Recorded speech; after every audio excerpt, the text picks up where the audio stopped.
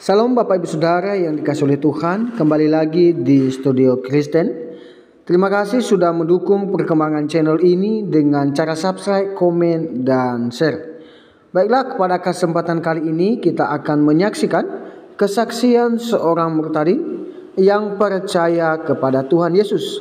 Dia meninggalkan agamanya yang lama hanya untuk ikut Yesus. Kenapa dia ikut Yesus? Karena dia mengalami kedamaian, kesejahteraan. Ya, tapi memang dalam dia mengikut Kristus ada banyak tantangan, rintangan yang dihadapi. Tetapi itu tidak membuat dirinya putus asa untuk terus bertumbuh dan beriman kepada Tuhan Yesus. Tapi lebih menariknya, seorang murtadin ini dia juga mau keluarganya ini dan juga teman-temannya, bahkan orang lain, untuk percaya kepada Yesus sebagai Tuhan dan Juru Selamat pribadi mereka. Kenapa? Karena seorang murtadin ini dia sudah beriman sungguh-sungguh dan dia sudah mengalami Kristus dalam hidupnya. Tapi lebih menarik kalau kita ini melihat dulu bagaimana videonya. Ya, itu lebih jelas. Ya, ini dia videonya. Selamat menyaksikan. Tuhan Yesus memberkati. Terima kasih juga buat setiap apa yang sudah dipercayakan dalam hidup saya. Terutama berterima kasih kepada Tuhan Yesus. Tuhan Yesus baik, Tuhan Yesus ajaib, dan Tuhan Yesus dahsyat dalam hidup saya. Terima kasih Tuhan. Tuhan, saat ini saya ingin membagikan kesaksian buat teman-teman yang ada, di mana Tuhan memulihkan, Tuhan mengubahkan, bahkan Tuhan menjamah hidup saya.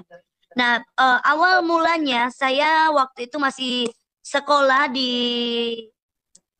Pulau Jawa, di daerah Jawa Timur, di Kota Batu, Malang.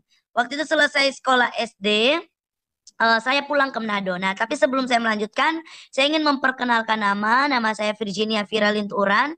Saya sudah berkeluarga, mempunyai satu orang suami, dan tetap akan satu sampai maut memisahkan, bahkan sampai selama-lamanya. Doa saya untuk terangkat bersama dengan suami saya dan mempunyai satu orang anak, dan kepercayaan Tuhan dalam anak-anak jalanan, anak-anak terlantar, anak-anak broken home yang Tuhan percayakan ada sekitar 30-an. Nah, dan kami bersyukur akan hal itu. Nah, akhirnya saya akan membagikan kesaksian bahwa ketika saya balik ke Manado, ketika saya pulang ke Manado, saya diperhadapkan satu masalah di mana orang tua saya berpisah. Bercerai. Dan dari saat itu saya hancur, saya rusak, mental saya hancur. Makanya ada perkataan atau sebuah kalimat yang mengatakan itu gambar diri anak itu terletak kepada orang tuanya. Ketika orang tuanya mencontohkan teladan yang tidak baik, otomatis anaknya pun akan mentalnya rusak. Dan saya alami itu bersama dengan kakak saya. Nah, jadi waktu itu kami diperhadapkan dengan masalah di mana orang tua kami berpisah, dan itu membuat kami hancur, membuat mental kami rusak, membuat pikiran kami negatif, membuat pikiran kami buntu, rasanya ingin menyerah, rasanya ingin mengakhiri semuanya, rasanya ingin mengakhiri hidup, rasanya ingin ya udah mau hancur-hancur aja, mau rusak-rusak aja, seperti itu. Dan satu titik saya berjumpa dalam hancurnya mental saya, dalam hancurnya pikiran saya, dalam hancurnya gambar diri saya memutuskan untuk bergaul gitu, memutuskan untuk lari dari rumah, memutuskan untuk keluar dari rumah karena mama papa yang sudah bercerai, sudah pisah.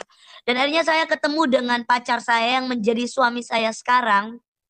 Ketemu dengan dia karena dia juga waktu itu dalam kondisi buronan, preman, dan dari saat itu saya menemukan titik kenyamanan dengan dia. Titik rasa nyaman, rasa kayak dilindungi, rasa kayak di cover gitu, kayak rasa pokoknya hal yang tadinya saya membuat saya hancur, merasa ingin mengakhiri semuanya. Ketika bertemu dengan pacar saya ini, saya merasa saya berbeda gitu. Saya merasa ada sesuatu yang berbeda, tapi bukan dalam hal yang positif, yang membuat saya hanya nyaman hanya menggantikan setiap kesakitan saya, setiap kehancuran saya dari keluarga saya yang berpisah. Dan satu titik eh, pacar saya ini waktu itu saya berumur 13 tahun karena baru lulus SD, sekolah dasar, kelas 6. Nah, jadi pacar saya ini mengajarkan saya hal-hal yang buruk. Dia mengajarkan saya bagaimana merokok, bagaimana minum minuman keras, bagaimana memakai narkoba, segala bentuk jenis narkoba. Dia ajarkan saya, baik itu syabu-syabu, baik itu ganja, baik itu ekstasi, ineks dan sebagainya. Dia ajarkan saya. Dia ajarkan saya untuk mencuri, dia ajarkan saya untuk menjamret, dia ajarkan saya untuk bagaimana hidup dalam dunia kegelapan, hidup dalam dunia malam. Dia ajarkan saya, bahkan dia jual saya ke tempat salah satu diskotik yang ada di Kota Manado pertama kali. Dia jual saya sebagai wanita penghibur, wanita malam.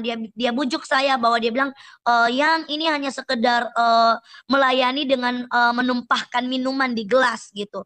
Jadi kayak melayani sebagai waiters gitu, kayak kasih-kasih minuman, terus pilih-pilih lagu kayak pemandu lagu saja. Dan saya percaya, tapi lama kelamaan akhirnya saya terjerumus. Lebih dalam lagi, lebih hancur lagi, lebih rusak lagi. Dan dari saat itu suami saya ajak saya kerja di Jakarta. Di Jakarta saya dikerjakan sebagai penari striptis, maaf kata, sebagai penari telanjang tanpa busana di depan banyak orang. Terus saya diajarkan, saya dijual oleh pacar saya yang sudah menjadi suami saya sekarang. Saya dijual di Kota Batam, saya dijual di Pulau Bali. Pulau Bali ada beberapa kali. Saya lebih jauh lagi, lebih dalam lagi, bahkan lebih hancur dan lebih rusak lagi. Dan akhirnya waktu cuma sekedar sampai di penari striptis atau penari telanjang, lebih rusak lagi, lebih hancur dan lebih dalam lagi, saya terjerumus dengan lebih dalam lagi dengan menjadi seorang wanita PSK, pekerja seks komersial. Saya lebih dalam lagi, lebih hancur lagi. Saya memutuskan untuk ya udah, kalau udah hancur aja sekalian. Jangan setengah-setengah. Ya udah, kalau mau rusak aja sekalian. Jadi saya dari seorang penari striptis, penari telanjang, saya memutuskan untuk sampai melayani sampai di bookingan out atau orang-orang biasa bilang ya. Terus bisa sampai ke dalam hotel seperti itu. Nah, waktu itu saya merasa bangga. Saya merasa, oh banyak duit, saya merasa banyak uangnya. Sehari bisa sampai 5 sampai 10 juta saya bisa dapatkan. Itu saya merasa wow, bangga. Pengen kasih lihat ke teman-teman, kasih lihat ke orang-orang, saya banyak duit, saya banyak duit. Seperti itu. Tapi ternyata itu salah. Dan akhirnya satu titik di mana saya mulai capek. Waktu itu saya dipekerjakan suami, dipekerjakan pacar itu dari saya umur 13 jalan 14 tahun, itu tahun 2010 akhir, 2011, 2012 dan 2013. Itu nonstop, tidak berhenti, nonstop jual diri, nonstop jadi PSK. Jadi itu selalu setiap tahunnya begitu, tidak ada jangka-jangka berhenti, tidak ada jangka-jangka istirahat, tapi terus dan terus jual diri, terus dan terus jual diri. Seperti itu. Saya sekali lagi saya mau bilang, saya tidak bangga ya dengan latar belakang saya, tapi saya bangga Yesus mengubahkan hidup saya. Saya bangga Yesus memulihkan hidup saya. Saya bangga Yesus membawa saya dari gelap ke terangnya yang ajaib. Dan saya lanjut cerita, Bapak Ibu Saudara, tiba-tiba satu titik di mana tahun 2013 itu pacar memutuskan untuk menikah. Nah, waktu menikah kami punya dua alasan. Yang pertama, dia seorang buronan, preman nomor 1 di Kota Manado di Sulawesi Utara, dan perintah tembak mati di tempat. Dan akhirnya itu alasan yang pertama. Alasan yang kedua karena mama tidak setuju. Nah, pihak dari orang tua yang tidak setuju itu karena satu, dia Kristen, dan kedua, dia itu preman. Nah, saya latar belakang dari seorang muslim, latar belakang yang tidak mengenal nama Yesus, latar belakang yang tidak tahu apa itu Kristen, latar belakang yang tidak tahu siapa itu Yesus. Saya dari Bugis, Pangkajene Sidrap atau di Sulawesi Selatan. Saya berasal. Dan satu keluarga saya itu tidak ada yang Kristen. Seperti semuanya muslim, ustadz, ustazah, haji, hajah, jemaat tabligh, semuanya tokoh-tokoh agama. Bahkan papa saya yang dari Manado, Minahasa, yang Kristen, rela masuk Islam, seperti itu. Jadi mau dikatakan, mau dibilang itu tidak ada yang Kristen, seperti itu. Dan akhirnya satu titik dia meminta untuk kami menikah. Dan waktu kami menikah, saya dibaptis, saya masuk Kristen, terus dibekali bagaimana tentang pernikahan, dan akhirnya tahun 2013 tanggal 1 Desember kami sah menjadi suami istri. Dan dari saat itu saya pernah ada di satu titik di mana saya capek. Satu titik di mana saya lelah, satu titik di mana saya ingin menyerah. Sampai saya bilang begini, kamu menyerahkan diri saja. Nanti saya jenguk-jenguk kamu di penjara gitu kan. Terus dia bilang gini, yang sekali ini aja kamu berjuang, kamu nggak sayang sama aku, saya ini mau ditembak loh, ditembak mati gitu. Jadi dari saat itu saya bilang ya udah kita satu kali berjuang lagi ke Pulau Bali di kota di Kuta, dijual diri lagi seperti itu. Dan akhirnya sebelum kami berangkat ke Bali, saya pernah ngomong gini dalam hati saya, Tuhan, saya capek loh, Tuhan, saya capek loh, saya sudah nggak sanggup lagi harus jual diri, harus harus layani om-om, maaf kata, harus menari telanjang, harus pakai narkoba, harus pokoknya saya capek Tuhan. Saya bilang saya ingin menyerah, Tuhan sudah saya sudah lelah. Tetapi di situ timbul pertanyaan di pikiran saya, di benak saya bahwa Tuhan yang mana yang kamu lagi ajak ngomong? Tuhan yang mana yang kamu lagi ajak bicara? Tetapi yang saya pegang itu suara hati saya. Itu keluhan saya, itu rintihan saya, itu derita saya. Dan akhirnya satu titik kami berangkat ke Bali. Dan di Pulau Bali kami mencoba untuk masuk di tempat kerja yang lama-lama aku gitu. Nah waktu aku melamar kembali di tempat kerja lama aku, ada beberapa diskotik terkenal di Pulau Bali, tempat apa namanya penari striptis, terus pokoknya lengkap di situ, pemandu lagu, LC atau bisa disebut ladies seperti itu. Nah waktu kami mencoba untuk masuk di situ kembali, saya nggak diterima. Bahkan ada beberapa tempat, ada sekitar 5-6-7 tempat, itu nggak diterima. Dan ini membuat saya yakin bahwa udah deh, saya udah nggak, istilahnya udah nggak laku gitu. Udah, saya bilang udah nggak mau lagi. Nah, terus suami bilang, satu kali lagi di tempat ini, kalau udah nggak bisa di tempat ini, ya udah aku yang berjuang. Dan waktu kami ke tempat itu, ternyata keterima. Tapi syaratnya adalah setiap kamu kena bookingan, kamu di booking oleh om-om, oleh tamu, maaf kata, kamu harus mengonsumsi narkoba. Seperti itu. Dan setiap malamnya saya mengonsumsi narkoba. Tempat ini terkenal di Pulau Bali. Nah, waktu saya terus mengonsumsi narkoba, saya kena overdosis. Saya hampir mati. Waktu itu udah mengalami sesak, udah mengalami nafas pendek, rasanya ingin mati. Dan suami saya membawa saya ke rumah sakit. Saya nggak berpikir bahwa itu ternyata teguran Tuhan. Saya nggak pernah berpikir bahwa itu Tuhan tegur saya supaya saya bertobat. Dan saya kan kenapa saya nggak berpikir seperti itu? Karena saya belum mengalami. Nah, satu titik akhirnya suami saya yang lebih dulu dipulihkan. Dia sementara bermain judi, sementara minuman keras, dan tiba-tiba dia kena serangan jantung. Waktu itu jam 3 pagi kami pergi ke rumah sakit dan akhirnya dites semua ronsen. Akhirnya dia mendapatkan komplikasi, pembengkakan jantung, kolesterol, dan darah tinggi. Nah di situ dia dengar suara Tuhan audible. Cari aku maka kamu akan hidup. Nah ini seorang preman, bahkan saya, itu preman nggak pernah masuk gereja. Bahkan waktu saya baca Alkitab pernikahan dia marah. Jadi di mana dia bisa tahu itu suara Tuhan? Di mana dia bisa tahu itu firman Tuhan gitu. Dan akhirnya dia bilang, "Fir, aku mau cari Tuhan." Nah, aku bingung. Kamu waktu seumur kamu sama aku, seumur umur kamu sama aku, hidup sama aku dari kumpul kebo sampai menikah, kamu nggak pernah masuk gereja. Hanya sekali saat pemberkatan nikah. Dan jadi aku bingung, kamu mau cari gereja, mau cari Tuhan. Dan akhirnya kami putuskan keluar, cari Tuhan dan didoakan di gereja itu, doa pelepasan, doa pemulihan. Dan akhirnya kami bertumbuh bersama dalam Tuhan. Tetapi saya belum bertobat. Sudah melihat Yesus, sudah masuk Kristen, sudah dibaptis, tetapi Kristen tanpa pertobatan. Kristen tanpa perjumpaan pribadi dengan Tuhan. Sudah masuk Kristen, sudah dibaptis, tetapi tidak mengalami perjumpaan dengan Tuhan. Artinya Kristen KTP. Hanya sekedar beragama tetapi tidak bertuhan. Dan dari saat itu selesai kami dituntun, dididik, terus tiba-tiba waktu jam 3 pagi saat teduh, suami baca firman, tidak ada yang tersembunyi bagi Tuhan. Semua terbuka dan telanjang. Dan dia jujur dengan keadaannya yang dia buat kelakuan tanpa sepengetahuan aku. Dia main selingkuh, dia main belakang dengan sahabat aku, dengan teman-teman, bahkan suka pakai perempuan di luar sana. Nah, aku nggak terima. Aku nggak terima, sampai 7 kali aku minta cerai ke dia. Saya bilang, kamu masih muda, saya masih muda gitu. Tapi dia bilang, Fir, apa yang dipersatukan Tuhan tidak bisa diceraikan oleh manusia. Fir, Tuhan membenci perceraian. Aku nggak mau tahu, pokoknya kita mau pisah, pisah, pisah, dan pisah. Tetapi Tuhan itu ajaib, Tuhan itu dahsyat. Dia membenci sebuah perceraian. Dia tidak mau apa yang dia persatukan itu diceraikan. Dan akhirnya pemulihan terjadi. Ini perjumpaan saya pribadi dengan Tuhan. Waktu itu, pokoknya dia mau baca Alkitab, dia mau selesai baca Alkitab, dia makan, selesai makan, mau kerja, selesai kerja, dia mau pergi, mau menyembah pakai gitar, saya tendang dia, saya maki-maki dia, pokoknya kata makian, kata kebun binatang, semuanya keluar, saya lontarkan atas suami saya.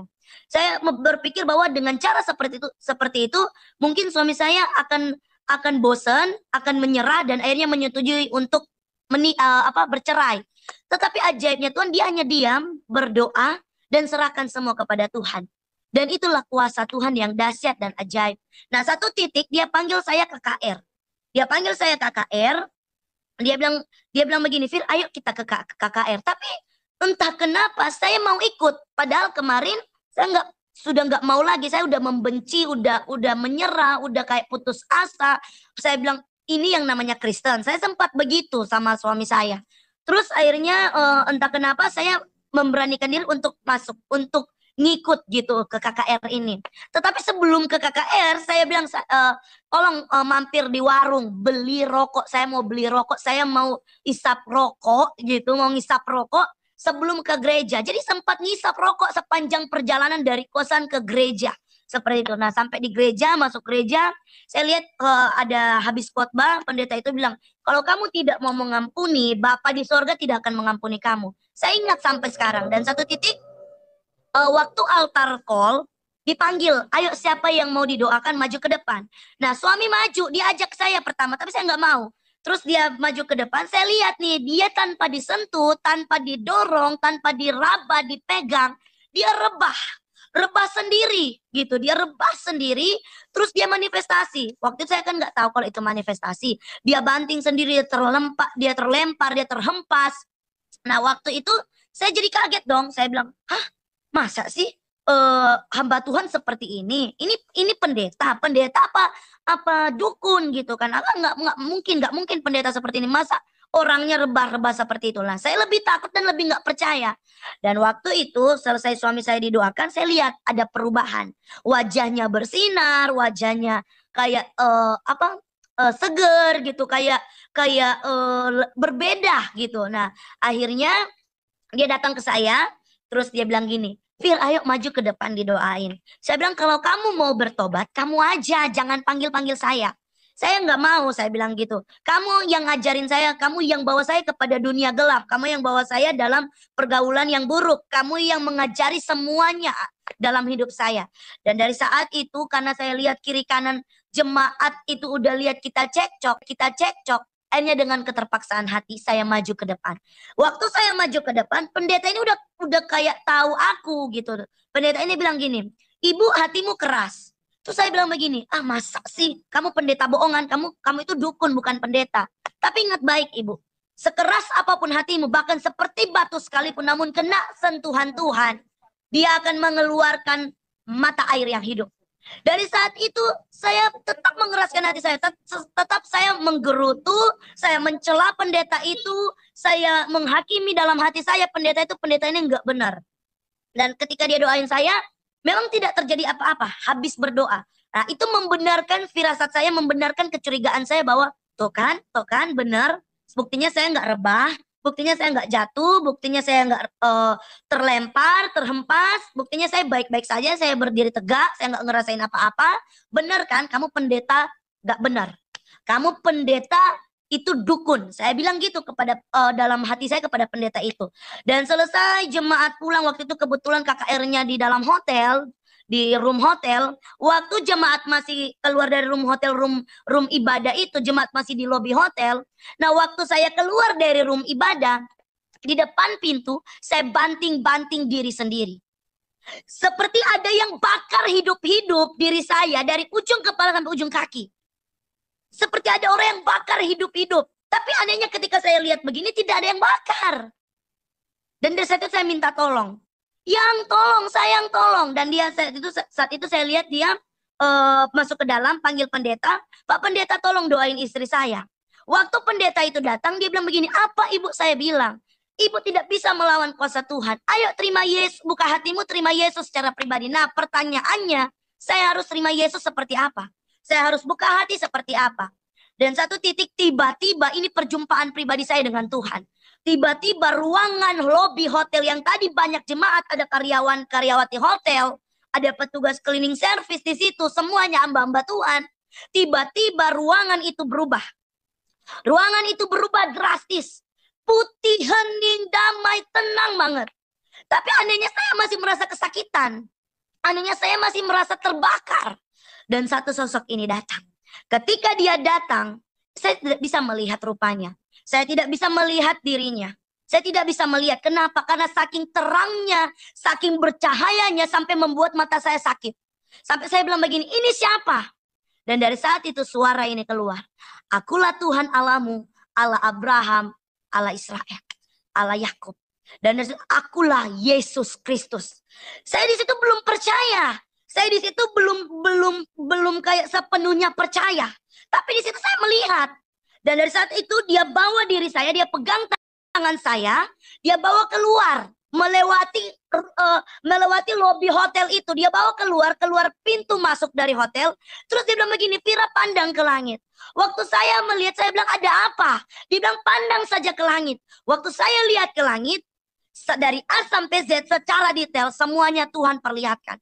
Makanya itu yang firman Tuhan yang suami saya baca. Di hadapan Tuhan terbuka dan telanjang. Apa yang saya buat miras, saya buat narkoba, saya menari telanjang, saya di hotel maaf kata dengan om-om, dalam gaya bentuk apapun, semuanya. Tidak ada yang terkecuali. Tidak ada satupun yang terlewatkan. Bahkan sekecil pun tidak terlewatkan. Bagaikan film bioskop yang sedang diputar. Dan Anda sendiri yang duduk menonton bioskop itu. Saya bilang, Tuhan, kenapa hidup saya hancur seperti itu? Dan Tuhan berkata, Vira, ini pakai bahasa Manado. Vira, kalau ngananya ndak mau bertobat, ngana mau dapat penyakit AIDS kong binasa.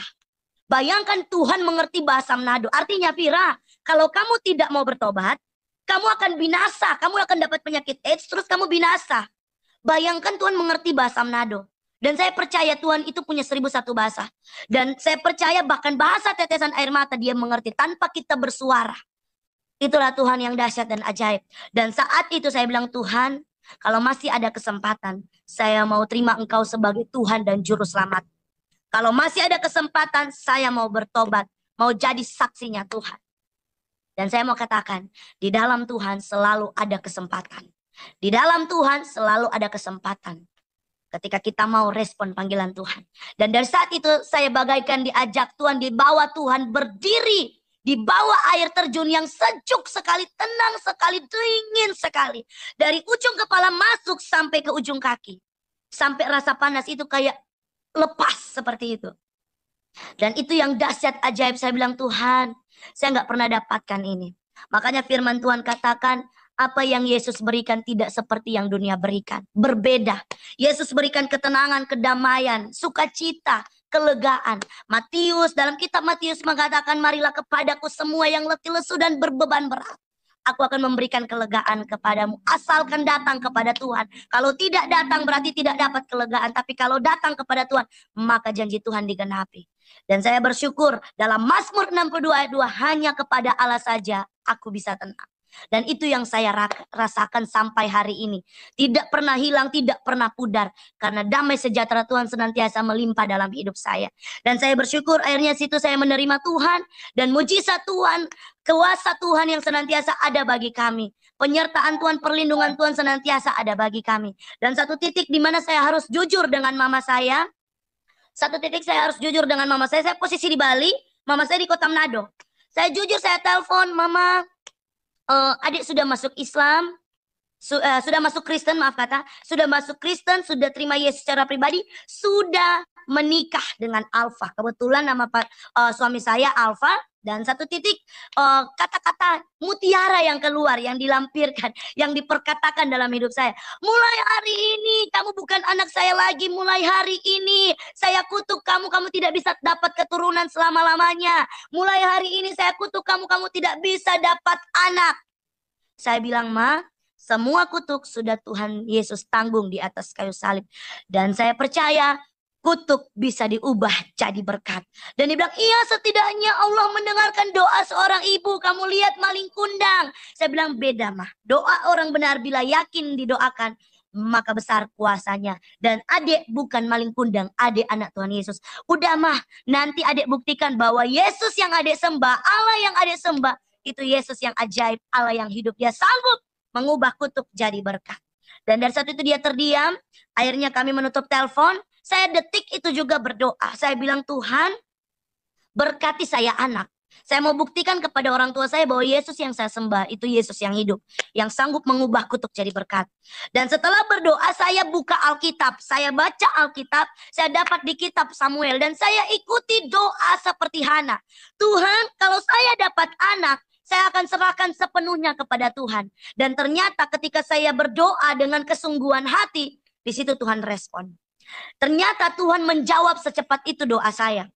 Dan waktu itu hari Selasa, waktu hari Minggu masuk gereja, ada pendeta yang pimpin kami, yang tuntun kami, yang didik kami, mentor kami. Terus dia kasih selamat datang Ibu Fira, Bapak Alfa, dia bilang gitu.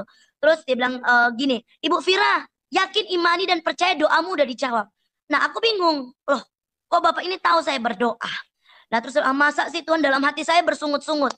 Masa sih Tuhan, Tuhan secepat itu jawab doa saya? Dalam hati saya itu meragukan kuasa Tuhan. Karena begini, manusia terkadang hari ini dia percaya, besok dia nggak percaya. Hari ini dia beriman, besok dia nggak beriman. Seperti itu. Nah, jadi jangan seperti itu ya. Sekali beriman tetap beriman, sekali percaya tetap percaya. Seperti itu. Nah, jadi waktu itu saya langsung minta ampun. Oh Tuhan, ampuni saya. Ampuni saya. Saya yakin percaya Tuhan saya hidup. Nah, setelah itu minggu yang pertama. Masuk minggu yang kedua, hari Minggu yang kedua, saya masuk gereja lagi. Terus di pintu masuk itu Pak Pendeta itu lagi, mentor saya. Dia bilang, gimana Ibu Fira, udah periksa belum? Nah, terus saya lebih kaget dong. Saya bilang gini, loh Pak Pendeta kok tahu saya berdoa minta anak? Dengan sangat santainya dia bilang, tahulah, Roh Kudus kasih tahu. Terus bilang, wow, dahsyat, luar biasa. Sampai hal seperti itu Tuhan bisa bicara, bukakan, dan singkapkan. Dan waktu itu dia bilang, udah Ibu Fira, Pak Alfa pulang dari gereja, mampir ke apotik, beli alat test pack-nya, bangun jam 3 pagi saat teduh, pujian penyembahan, doa, baca firman, dan lakukan dalam nama Yesus. Dan kami sempat ragu, kami sempat down, kami sempat nggak percaya. Kenapa? Karena saya sempat keguguran, saya sempat gugurin anak, saya sempat terlambat, tapi selalu negatif. Bahkan sampai saya dan suami itu pergi ke dokter kandungan untuk memeriksakan masa kesuburan kami, kandungan saya, bahkan maaf kata hormon suami saya gitu. Takutnya yang kami takutkan adalah ketika dari salah satu kami itu ada yang mandul seperti itu. Jadi kami memberanikan untuk memeriksa, tetapi ternyata tidak, baik-baik saja. Dan waktu itu jadi ada sedikit trauma dalam diri saya, trauma dalam hati saya, dalam hidup saya untuk mengetes gitu, alat test pack-nya. Dan satu titik saya coba dalam nama Yesus, dan yang terjadi garis 2. Itu yang saya bersyukur, saya bilang, Tuhan Engkau ajaib. Bahkan suami saya terdiam dan terpaku. Saat itu saya bilang, ayo Yang, kita ke puskesmas, saya mau periksa usia kandungan saya berapa. Nah, sampai di puskesmas saya rada gugup. Kenapa gugup? Karena 2 minggu yang lalu mama saya kutuk saya. Biar bagaimanapun saya dibesarkan dengan doktrin agama lalu saya gitu. Bahwa doa seorang ibu itu dijawab Tuhan gitu, dijawab Allah Subhanahu wa taala. Terus surga itu ada di bawah telapak kaki ibu, seperti itu. Jadi doktrin yang dibangun dari lama ini butuh perjuangan untuk membongkarnya. Jadi saya sempat agak ragu-ragu seperti itu. Nah, tapi luar biasa ajaibnya Tuhan, waktu saya ukur di USG, dokter itu ukur di USG, diukurkan kandungan saya, dokter itu bilang begini, Ibu, kandungannya jalan 2 minggu. Dari situ saya menangis bersama suami saya bilang, Tuhan, 2 minggu yang lalu mama saya kutuk saya nggak akan dapat anak selamanya. Tuhan, 2 minggu yang lalu mama saya kutuk saya nggak akan dapat keturunan selamanya. Tetapi ketika aku berdoa, mujizat dinyatakan, mujizat terjadi. Kutuk dirubah Tuhan menjadi berkat. Karena semua kutuk sudah Tuhan Yesus tanggung di atas kayu salib. Dan saya menangis, saya bersyukur di situ. Tak lama Bapak Ibu Saudara, saya telepon mama saya. Ma, lihat kuasa Tuhan. Dia mengubah kutuk jadi berkat. Kutuk mama tidak berlaku atas adik. Kutuk mama tidak berlaku atas hidup saya. Yesus mengubah kutuk jadi berkat. Yesus Allah yang hidup. Dia hanya terdiam Bapak Ibu Saudara. Ketika kami pulang ke Manado, satu titik dia mengalami sakit. Sakitnya nggak terlalu parah Bapak Ibu Saudara. Tapi waktu itu sekitar jam 4 sore, saya sudah melahirkan, anak saya sudah umur 2 tahun, hampir 2 tahun. Terus dia bilang gini, Dek di mana? Tolong doain mama. Dari situ suami saya bilang, saya sempat kaget. Hah? Doain mama? Perasaan mama fanatiknya saya tahu, fanatik banget. Bahkan air liur dari hidungnya binatang anjing, maaf kata, kalau kena kakinya dia pasti akan ambil pasir, terus dia usapkan selama 2 kali pakai 2 kalimat syahadat. Asyhadu alla ilaha illallah wa asyhadu anna Muhammadar Rasulullah. Seperti itu. Jadi saya tahu fanatik mama gimana, fanatiknya dia gimana. Dan tiba-tiba waktu itu dia telepon, dia bilang doain mama. Jadi dari saat itu suami langsung bilang, udah jangan pakai lama, laksanakan. Ini dari Roh Kudus. Nah, waktu itu saya bilang, iya ma, boleh, tapi adik mau berdoa pakai caranya adik. Terus dia bilang, nggak apa-apa. Waktu saya sampai di sana, saya berdoa, saya bilang, ayo ma kita berdoa. Walaupun dia begini, alhamdulillah, wa syukurillah, walaupun dia seperti itu, saya tetap begini. Dalam nama Yesus, Tuhan jamah mama saya, dalam nama Yesus, sembuhkan dalam nama Yesus. Saya pakai dalam nama Yesus. Dia tetap terima. Dan mujizat terjadi, dia sembuh, Bapak Ibu Saudara. Dan dari saat itu dia menerima kami dengan baik. Karena begini, percuma masuk Kristen tetapi tidak memberikan pertobatan, tidak memberikan dampak, seperti tidak memberikan teladan, seperti itu. Jadi percuma masuk Kristen, percuma Kristen dari kecil, tapi kalau tidak memberi dampak, tidak memberi teladan. Nah, mama saya tahu rusaknya saya seperti apa. Mama saya tahu hancurnya saya seperti apa. Bahkan satu kampung itu tahu saya seorang PSK. Tapi ketika mereka melihat perubahan hidup, mereka melihat ada sesuatu yang berubah. Hidupnya bahkan tidak berubah setengah-setengah, berubah total. Semuanya ditinggalkan. Mereka akui bahwa kekristenan yang sejati. Seperti itu. Dan waktu itu mama saya setiap kali dia sakit atau teman-temannya sakit, keluarga dari teman-temannya, dia pasti akan telepon saya dan suami untuk berdoa. Dan saya percaya begini, walaupun dia tidak mengaku dengan mulut bibir lidahnya bahwa Yesus adalah Tuhan, tetapi setidaknya hatinya mulai percaya bahwa Yesus itu ajaib. Dan puji Tuhan sampai hari ini Tuhan percayakan kami, Tuhan bawa kami dengan dahsyat dan luar biasa. Kami bersyukur itu karena Tuhan, dan Tuhan percayakan kami dalam sebuah pengembalaan dalam ministry, di mana ministry ini kami percaya namanya dari Tuhan Pasukan Singa dari Yehuda. Nah, di orang-orang ini, di ministry ini dari orang-orang yang hancur, orang-orang yang rusak, mantan PSK, mantan mucikari, jual-jual wanita, terus ada mantan preman, mantan pembunuh, jadi suka-suka perang-perang seperti itu. Dan Tuhan percayakan kami. Kenapa pasukan? Karena kami tahu ketika mereka diubahkan, dipulihkan, mereka menjadi pasukan-pasukan terdahsyat, pasukan-pasukan generasi-generasi yang tak terhentikan, pasukan-pasukan yang berdiri di baris depan. Dan puji Tuhan, bahkan pendoa kami, worship leader kami, para orang-orang yang latar belakangnya hancur semua. Dan kami bersyukur akan hal itu. Kami melayani anak-anak jalanan, anak-anak terlantar, anak-anak broken home. Terus Tuhan percayakan dalam pergerakan penginjilan, Tuhan di jalan-jalan, KKR jalanan. Terus Tuhan percayakan di pelayan-pelayan penjara, lapas. Kemarin kami sempat beberapa tahun yang lalu di lapas-lapas yang ada di Jakarta, yang ada di Bogor, terus di Kendari, terus di NTT sebelum bencana alam. Terus akhirnya kami dibawa Tuhan sebagaimana Tuhan mau bawa kami. Dan kami bersyukur, kami percaya tugas kami belum sampai di sini. Kesaksian ini belum sampai di sini. Pasti akan ada hal lagi yang lebih luar biasa yang Tuhan akan bawa untuk menjadi saksi, menjadi berkat. Wow, menarik sekali ya kesaksian dari seorang Murtadin. Ya, kita sudah menyaksikannya bersama dan bagaimana dia mengikut Kristus. Ya, dia mau merindukan keluarga, kawan dan kenalannya juga untuk mengenal Kristus. Tapi menariknya adalah dia memiliki iman yang kuat, yang kokoh di dalam Kristus. Bahkan di dalam kesaksiannya itu mengatakan bahwa ya cukuplah suaminya satu aja ya, menarik ya. Tetapi menariknya lagi bahwa kehidupan seorang murtadin ini adalah dia mengalami latar belakang yang sangat buruk sekali ya.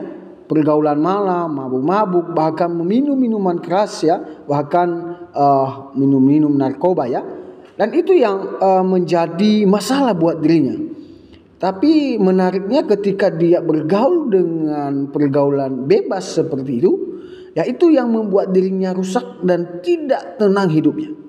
Ya, ketika suatu saat ada teman-temannya Kristen yang menjamah dia, bahkan yang menyampaikan tentang kebenaran firman Tuhan itu, bahkan kematian Yesus Kristus kepadanya. Bahkan di situ dia sendiri mengalami satu kegoncangan hati, ya. Kenapa teman saya ini menceritakan itu kepada saya? Ya, tapi menarik ya, kita juga akan melihat satu kebenaran firman Tuhan supaya ini menguatkan kita semua. Ya, di dalam Yohanes 17 ayat 18 mengatakan bahwa sama seperti engkau telah mengutus aku ke dalam dunia, demikian pula aku telah mengutus mereka ke dalam dunia. Wow, menarik.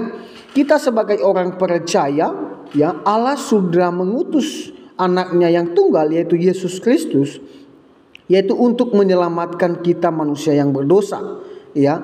Itu sebabnya di dalam Alkitab mengatakan bahwa tidak ada jalan keselamatan itu tanpa melalui kematian Tuhan Yesus.